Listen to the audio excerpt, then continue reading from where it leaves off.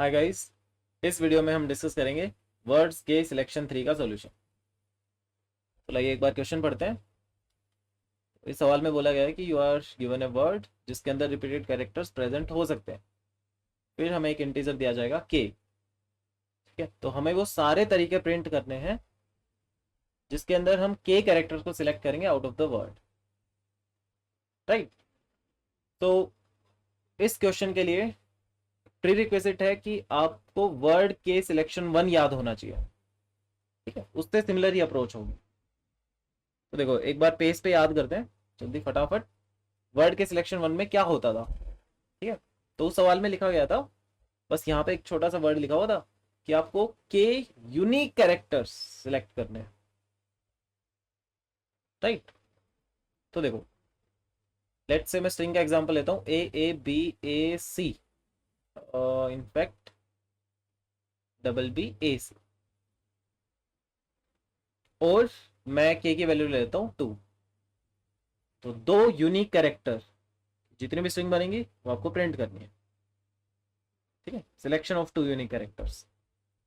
तो देखो उस क्वेश्चन में हम क्या करते थे, लेवल्स के ऊपर हमने वर्ड्स को रखा था, बेसिकली कैरेक्टर्स को। राइट। तो सबसे पहले ए का फैसला होगा। तो ए के पास चॉइस होती थी कि या तो ये आंसर का पार्ट बनेगा या फिर ये आंसर का पार्ट नहीं बनेगा।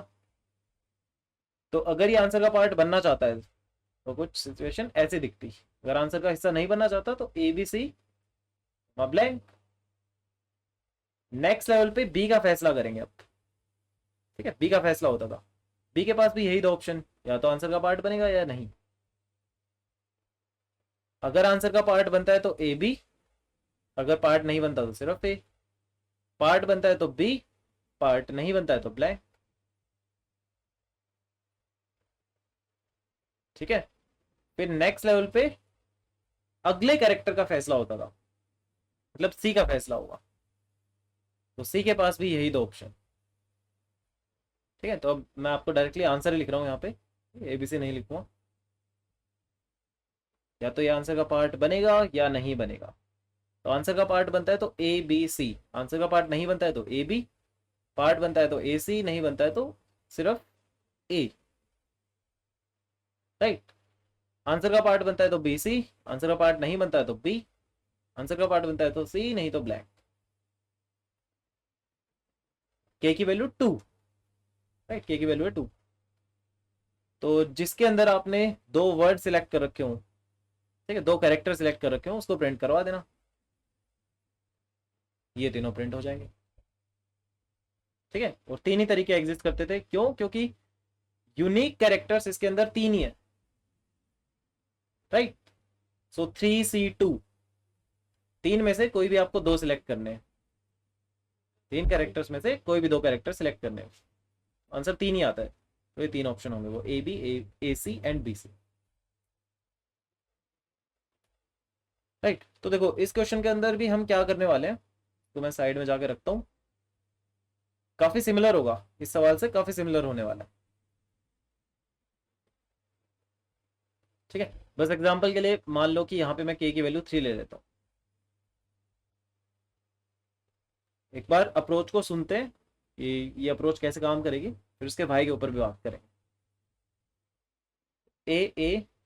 AABBAC, तो मैं यहाँ से ना यूनिक स्ट्रिंग तैयार कर लेता हूँ, जैसे इस क्वेश्चन में भी यूनिक स्ट्रिंग तैयार करी थी। ठीक है, और एक हैश मैप भी चाहिए होगा जिसके अंदर फ्रीक्वेंसी स्टोर्ड होनी चाहिए, ए की फ्रीक्वेंसी, बी की फ्रीक्वेंसी एंड सी की frequency. Right. Unique string ABC बनेगी। ठीक है, और इस बार भी ऐसे ही कुछ चॉइस देने वाला हूं कि ए आना चाहता है, ए नहीं आना चाहता, ए आंसर का पार्ट बनेगा, ए आंसर का पार्ट नहीं बनेगा। तो देखो बस थोड़ी सी वेरिएशन होगी, स्लाइड सी वेरिएशन क्या है कि ए आंसर का पार्ट बनना चाहता है, तो कैसे बनेगा? उसके पास ऑप्शन है कि वो ट्रिपल A बन के आ सकता है, या डबल A बन के आ सकता है, ठीक है, या सिंगल A बन के आ सकता है, या वो आंसर का पार्ट ही नहीं बनना चाहता। ये ऑप्शन होंगे यहाँ पे। राइट। तो अगर वो ट्रिपल A बन के आना चाहता है तो मेरा आंसर ट्रिपल A बन जाएगा यहाँ पे। अगर वो डबल A बन के आना चाहता है सिर्फ ए बन के आना चाहता है और वो आंसर का पार्ट ही नहीं बनना चाहता। ठीक है, तो बार बार मैं ये एबीसी नहीं लिखने वाला आगे, नेक्स्ट लेवल के ऊपर नहीं लिखूंगा। ठीक है जी, तो नेक्स्ट लेवल पे अब बी का फैसला होगा। ठीक है, अब बी का फैसला होने वाला है। तो बी के पास चॉइसेस क्या क्या होंगी, या तो वो डबल बी बन के आ जाए, या वो सिंगल बी, या वो ना आए। ठीक है, तीन ऑप्शन है, डबल बी, बी, फिर ना आए, डबल बी, बी, या फिर ना आए। और यहाँ पे भी तीन ऑप्शन, राइट। तो देखो, अगर वो डबल बी बन के आना चाहता है तो मेरा आंसर कुछ ऐसा बनेगा। सिंगल बी बन के आना चाहता है, अगर नहीं आना चाहता ट्रिपल ए। ठीक है, डबल बी बन के आना चाहता है तो double A double B, double A B, सिर्फ डबल ए के बाद डबल बी, ए के बाद B, double A, double B, B and blank. अब नेक्स्ट लेवल के ऊपर, एक सेकेंड, नेक्स्ट लेवल के ऊपर अब सी का फैसला होने वाला है, राइट। सी का फैसला, तो सी की फ्रीक्वेंसी है 1। तो सी के पास ऑप्शन होगा, या तो वो एक बार आंसर का पार्ट बन जाए या फिर ना बने, है ना। इसकी फ्रीक्वेंसी 1 ही है, तो इसके पास सिंपल सा ऑप्शन है, एक बार सी या नहीं, या एक भी बार ना है, आंसर का पार्ट ही ना बने।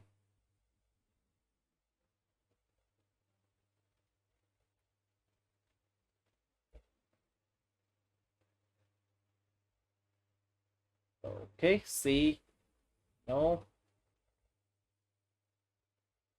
और यहां भी सी एंड नहीं।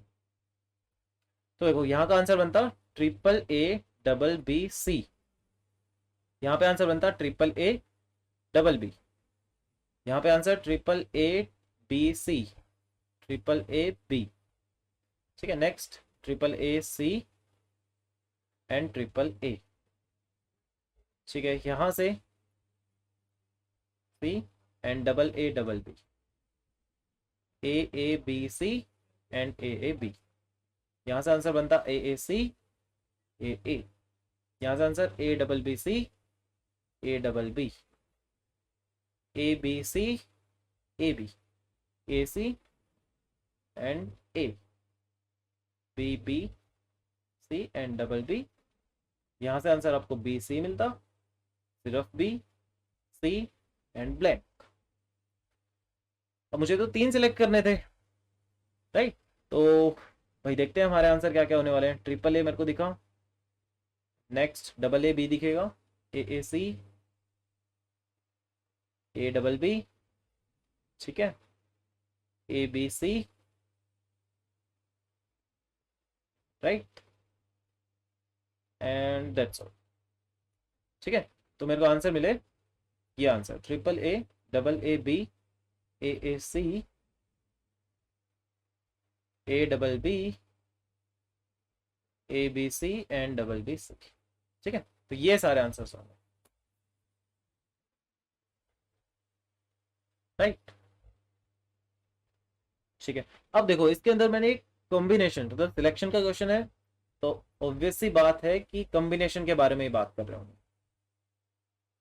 है ना। जैसे सवाल होता था एन में से आर बंदे सिलेक्ट करने हैं, एन में से आर बंदे सिलेक्ट करने, उसके लिए हम कॉम्बिनेशन ही लगाते थे कि एन सी आर, राइट। तो सिलेक्शन की बात होती है तो जाहिर सी बात है कि हम कॉम्बिनेशन के ऊपर बात करें। तो कॉम्बिनेशन मैंने कैसे इंश्योर किए, मैंने बोला इसके अंदर कि पहले कुछ नंबर ऑफ एज आएंगे, उसके बाद कुछ नंबर ऑफ बीज आते हैं, उसके बाद कुछ नंबर ऑफ सीज आएंगे, और उसके बाद कुछ number of Ds and so on, right. ऐसा हुआ, तो इस क्वेश्चन के अंदर ऐसी सिचुएशन है। मतलब वो परम्यूटेशन में कैसे रोक रहा हूं, बी के बाद कभी भी ए नहीं आएगा, या फिर सी के बाद कभी भी बी और ए नहीं आने वाला।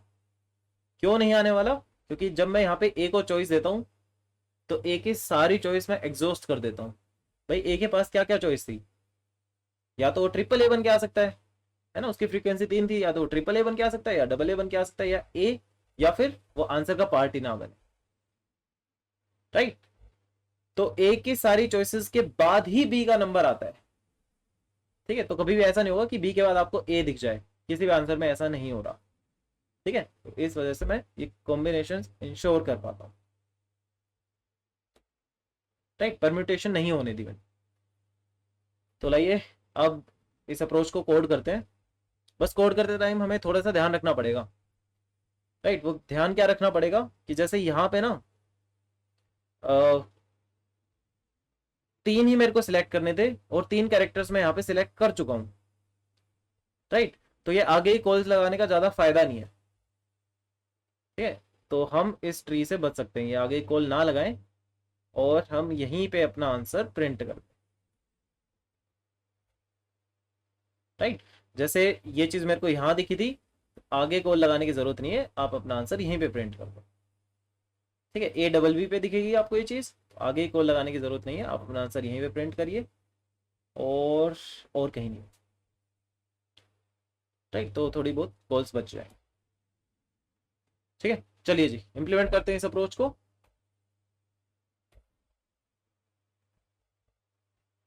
तो देखो, ये पहले से कोड लिखा हुआ है, इसके अंदर वो यूनिक स्ट्रिंग बना रखी है और साथ के साथ हमारे पास ये यूनिक कैरेक्टर्स का हैश मैप भी तैयार हुआ, जिसके अंदर फ्रीक्वेंसी मैप है ना, फ्रीक्वेंसी स्टोर्ड है, इस कैरेक्टर की कितनी फ्रीक्वेंसी है पहले से स्टोर्ड है। ठीक है जी, तो मैं अपना फंक्शन लिखता हूँ और उसके अंदर पैरामीटर्स क्या होंगे, आर्ग्यूमेंट्स क्या क्या रखने की जरूरत है। एक तो मुझे चाहिए यूनिक स्ट्रिंग, एक मुझे चाहिए होगा फ्रीक्वेंसी मैप। राइट, और एक मुझे चाहिए हम किसका फैसला कर रहे हैं, अभी कौन से कैरेक्टर का फैसला कर रहे हो, उसके लिए मैंने इंडेक्स रख लिया। आंसर सो फार, आंसर को बिल्ड करते हुए चलेंगे। ठीक है, and that's all I think. तो public static void string then hash map of character versus integer, frequency map, next is index. Okay, answer so far will be blank और एक k की वैल्यू भी चाहिए होगी। Right, answer so far and value of k। ठीक है, तो मैंने पहले ऑप्शन दिया कि a की कितनी फ्रीक्वेंसी है। ठीक है, तो a की फ्रीक्वेंसी कुछ होगी, तो पहली बार a, लेट्स से a की फ्रीक्वेंसी 4 है, तो ये 4 बार बन के आ सकता है ना, A 4 times, then triple A, then double A, then A, और फिर हो सकता है कि ए सिलेक्ट ही ना हो, तो 0 टाइम्स आए। Four, first need to find the character,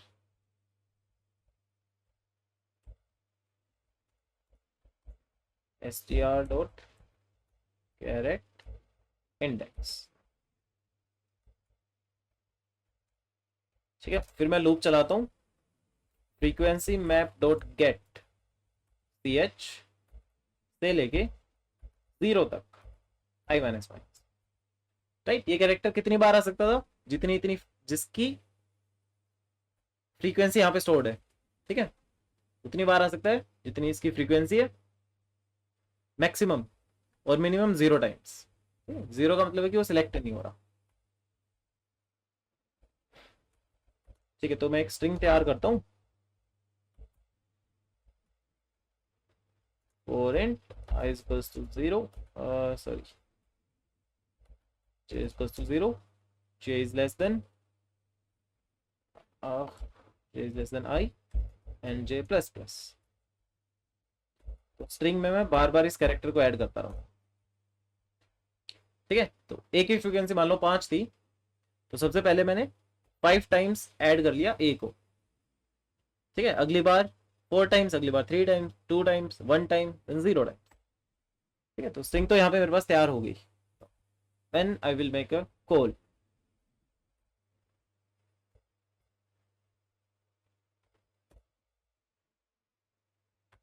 right, तो मैंने कॉल लगाई स्ट्रिंग फ्रीक्वेंसी मैप पास कर दिया, करंट बंदे का फैसला हो चुका है तो इंडेक्स को +1 करके पास किया। आंसर सो फार में जो स्ट्रिंग आपने बना के तैयार की थी इसको ऐड कर दिया, और के की वैल्यू को कितने से डिक्रीज करेंगे, सोचो, के माइनस आई, है ना, क्योंकि आई नंबर ऑफ टाइम्स आपने कैरेक्टर एक ऐड कर दिया है यहाँ पे स्ट्रिंग के अंदर, आई लेंथ से स्ट्रिंग आपने तैयार कर दी है। ठीक है, सो अब बेस केस, अगर के की वैल्यू 0 हो जाती है, राइट, तो उस टाइम पे आई will print my answer. In fact मैं ऐसे लिखता हूं, जब आप सारे कैरेक्टर्स का फैसला कर लेते हो, इंडेक्स स्ट्रिंग डॉट लेंथ के इक्वल हो गया, तो उस टाइम पे आई विल चेक कि अगर के की वैल्यू 0 है then print it.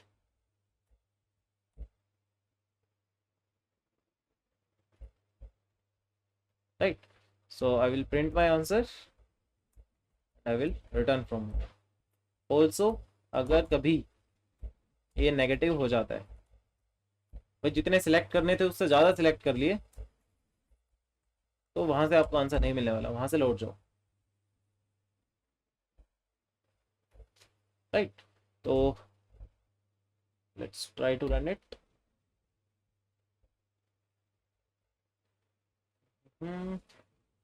Frequency map नाम नहीं है इसका, नाम है unique. Alright, so I think there is no index also, के की वैल्यू हमारे पास है, fine, this is working, let's submit it.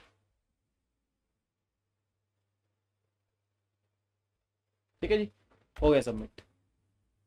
अब एक इंटरेस्टिंग प्रॉब्लम, ठीक है, अगर मैं आपसे पूछता क्या आप इस फोर लूप को रिकर्शन से रिप्लेस कर सकते हो,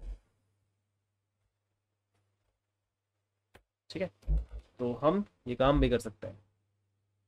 देखो क्या होने वाला था, अब मैं बात कर रहा हूं दूसरी अप्रोच के बारे में, ठीक है, मतलब इसी को कैसे मॉडिफाई करके लिख सकते हैं आप रिकर्शन से, और काफी स्मार्टली लिखा जाता वो, राइट। तो ए की फ्रीक्वेंसी 3, बी की फ्रीक्वेंसी 2, सी की फ्रीक्वेंसी 1, और ए बी सी हमारे पास था। ठीक है, तो मैंने क्या बोला, ए को वही चॉइस दी सिंपल सी, या तो ए सिलेक्ट होगा या फिर ए सिलेक्ट नहीं होगा। अगर ए सिलेक्ट नहीं होना चाहता तो अगली बार बी का फैसला होगा। अगर ए सिलेक्ट होना चाहता है, ठीक है, ए सिलेक्ट होना चाहता है, आंसर में ए आ गया, और फिर मैं दोबारा मौका दे दूंगा ए को, है ना। ए सिलेक्ट होना चाहता है, यहाँ पे उसकी फ्रीक्वेंसी रिड्यूस होकर 2 रह जाएगी, ठीक है, इस टाइम पे इसकी फ्रीक्वेंसी 2 है, यहाँ पे इसकी फ्रीक्वेंसी थी 3। एक बार मैंने इसको यूज कर लिया, सिलेक्ट होना चाह रहा था, आंसर में डाल दिया मैंने इसको, अब इसकी फ्रीक्वेंसी 1 से कम हो जाएगी। ठीक है, तो अब मैं इसको दोबारा मौका देता हूं, पहले सिलेक्ट हुआ था तो मैंने इसको दोबारा मौका दिया कि भाई अब भी तुम्हारे पास ऑप्शन है, सिलेक्ट होना चाहते हो सिलेक्ट हो सकते हो, नहीं सिलेक्ट होना चाहते हो नहीं हो सकते, दोनों ऑप्शन है आपके पास। पर अगर पहली बार ए ने मना कर दिया था, फिर मैं इसे नहीं पूछूंगा, अब मैं बी के ऊपर जा चुका हूं, राइट, अब मेरा जवाब यहीं से आएगा। ठीक है, थोड़ा सा आगे चलते हैं, श्री को बना के देखते हैं। तो अगर ए दोबारा सिलेक्ट होना चाहता है तो अब इसकी फ्रीक्वेंसी 1 बन जाए, सिलेक्ट नहीं होना चाहता तो ऑप्शन आ जाएगा बी के पास, राइट, अब बी का फैसला होगा। इस ट्री को हटाते हैं, और ये हम याद रख लेंगे, स्टार्टिंग में ऐसी सिचुएशन थी। ठीक है, थोड़ा सा आगे बढ़ते हैं। भाई अभी भी ए के पास मौका है, ए की फ्रीक्वेंसी 1 है, राइट, ए सिलेक्ट हुआ था तो अब मैं दोबारा इसको मौका दे सकता हूं, या तो ए सिलेक्ट होगा या फिर ए सिलेक्ट नहीं होगा, राइट। अगर ए सिलेक्ट होता है तो ट्रिपल ए सिलेक्ट नहीं होता तो डबल ए।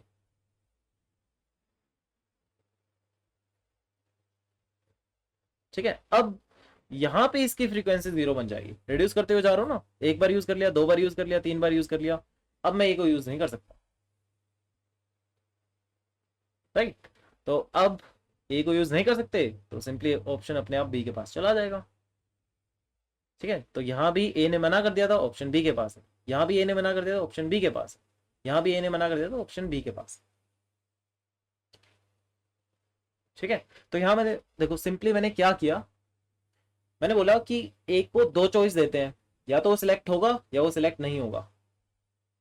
पर अगर ए सिलेक्ट होता है तो मैंने दोबारा ए को ही मौका दे दिया। अगर ए सिलेक्ट नहीं होता तो मैं बी के पास चला गया, पर अगर वो सिलेक्ट होता है तो ए को दोबारा मौका दे दिया, ठीक है। मतलब 2 बार आना चाहता है, 3 बार आना चाहता है, राइट। तो ये सारे केसेस में कवर हो जाएंगे। थोड़ा सा ट्री बना के देख लेते हैं। लेट्स से बी के पास, बी के ऑप्शन दूंगा मैं कि या तो बी सिलेक्ट होगा या बी सिलेक्ट नहीं होगा। अगर बी सिलेक्ट होना चाहता है तो आंसर ये बनेगा, और ऑफ कोर्स यहाँ पे बी की एक फ्रीक्वेंसी हम कम कर चुके होंगे। बी सिलेक्ट नहीं होना चाहता तो सी के पास जाएगा अब ऑप्शन, ठीक है। यहां भी सेम केस होगा, बी के पास गया ऑप्शन, या तो सिलेक्ट होगा या सिलेक्ट नहीं होगा। अगर सिलेक्ट होता है तो आंसर बना ए बी, राइट। अगर सिलेक्ट नहीं होता तो ऑप्शन चला जाएगा सी के पास,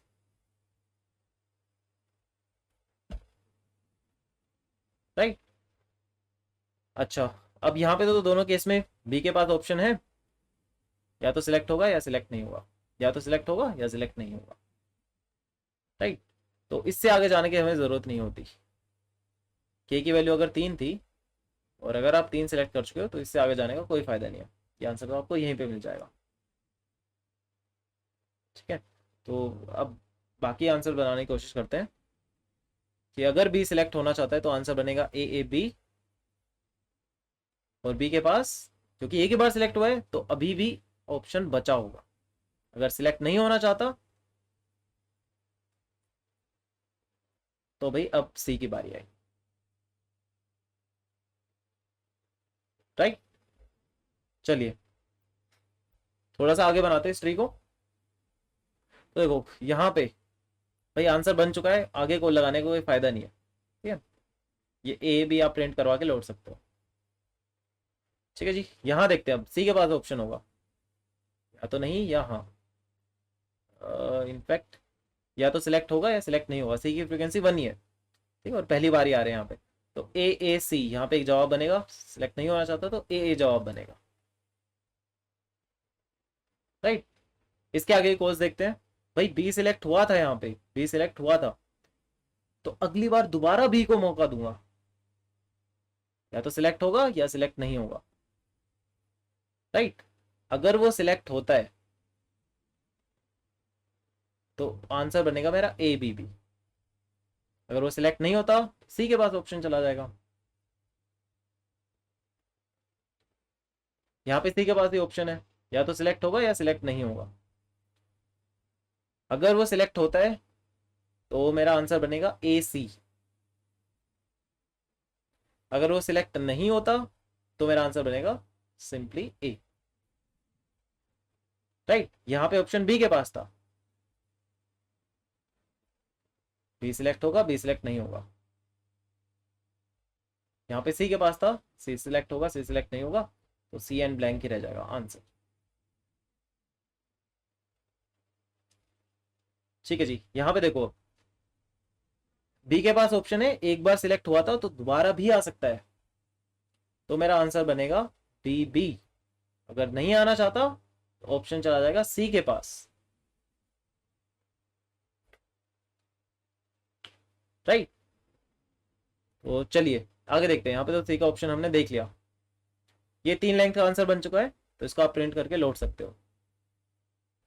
यहाँ पे जाएगी सी के पास चॉइस, या तो सी सिलेक्ट होगा या सी सिलेक्ट नहीं होगा। अगर सी सिलेक्ट होता है तो अपना आंसर बनेगा ए बी सी, नहीं होता है तो अपना आंसर बनेगा ए बी, राइट। यहां से हमें जवाब मिलने वाला है, ठीक है। तो सी के ऑप्शन दे चुके हम। यहाँ पे ए सी एक जवाब बना था और दूसरा जवाब बना था ए, कोई भी जवाब हमारे काम का नहीं है। अब यहाँ पे सी के ऑप्शन देनी है, सी सिलेक्ट होगा या तो नहीं होगा। अगर सी सिलेक्ट होता है तो बी बी सी मेरा आंसर बनेगा, सी सिलेक्ट नहीं होता है तो मेरा जवाब बनेगा बी बी।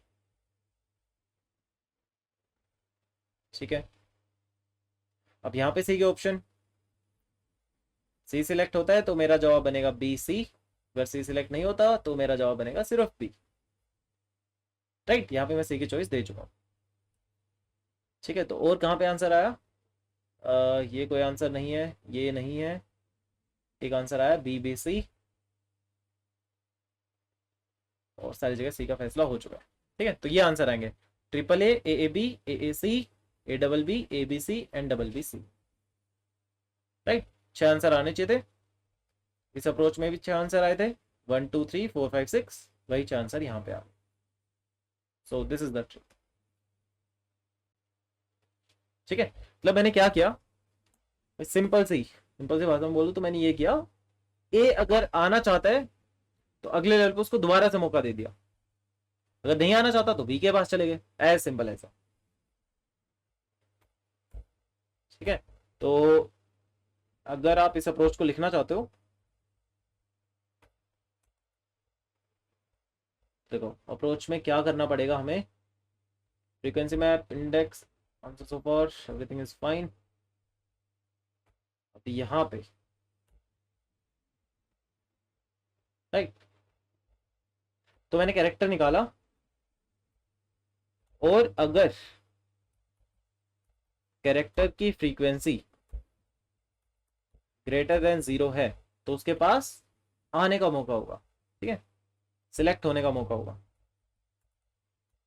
तो अगर वो सिलेक्ट होना चाहता है तो मैं क्या करूंगा, उसको एक बार यूज कर लूंगा। तो फ्रीक्वेंसी मैप में पुट कर देंगे, frequency map dot put character के सामने उसकी फ्रीक्वेंसी को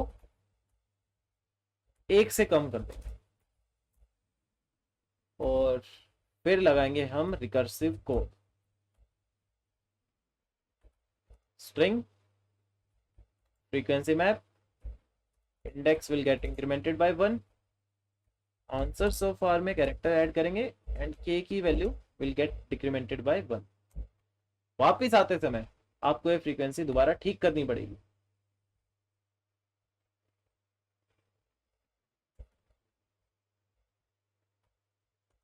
राइट, ये तो हो गई हाँ की कोड, अगर वो सिलेक्ट होना चाहता है। अगर सिलेक्ट नहीं होना चाहता तो सिंपली स्ट्रिंग पास करिए, frequency map as it is, index will get incremented by 1, answer so far में कुछ भी ऐड नहीं होगा, और के पे कोई फर्क नहीं आने वाला। ठीक है, लेट्स से मैं इसको बोलता हूँ 1 1।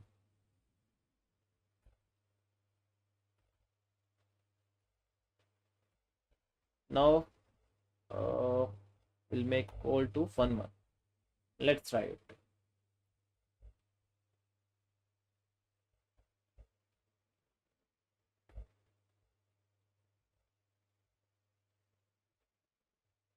हाँ जी, स्लाइड से मिस्टेक है, ये इंडेक्स आएगा। अगर वो सिलेक्ट होना चाहता है तो उसी को हम दोबारा मौका देते हैं। राइट, ये इंडेक्स प्लस 1 लिख दिया था गलती से, अगर वो सिलेक्ट होगा उसी को दोबारा मौका देंगे। Let's try to submit it.